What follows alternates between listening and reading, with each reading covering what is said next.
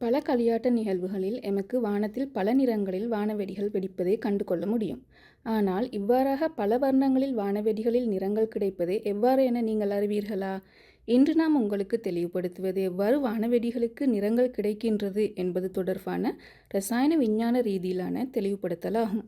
இந்த வர்ணங்களை நாம் உயர் உலோகங்கள் மற்றும் ஆவர்த்தன அட்டவணையின் டி தொகுப்பு மூலகங்களின் உப்புக்கள் மூலமே பெற்றுக்கொள்கின்றோம். அதன்படி வானவெடியொன்றின் உட்பகுதியிலே இவ்வர்ணங்களை பெற்றுக்கொள்ளும் உலோக உப்பு, எரிவதற்கு தேவையான எரிபொருள் மற்றும் ஒட்சியேற்றும் கருவிகள் காணப்படும். அவ்வாறு அம்மூலகங்கள் எரியும் போது அவற்றுக்கு தனித்துவமான நிறங்களை வெளிப்படுத்தும். உதாரணமாக சோடியம் உப்பு மஞ்சள் நிறத்தையும், செப்பு உப்பு நீலப்பச்சை நிறத்தையும், பொட்டாசியம் உப்பு ஊதா நிறத்தையும் பெற்றுத்தரும். தற்போது நாம் இம்மூலகங்கள் எரியும் போது நிறத்தை பெற்றுத்தரும் செயன்முறையை நோக்குவோம்.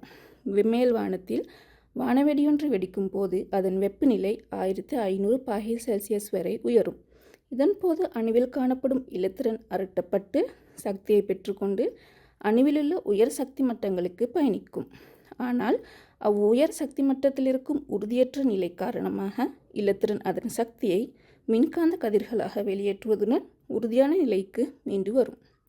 அம்மின்காந்த கதிர்களின் அலை வடிவம் மனிதன் பார்வை புலத்துக்கு உட்பட்ட பிரதேசத்தில் காணப்படும் போது அது எமக்கு பல வர்ணங்களை தென்படும்.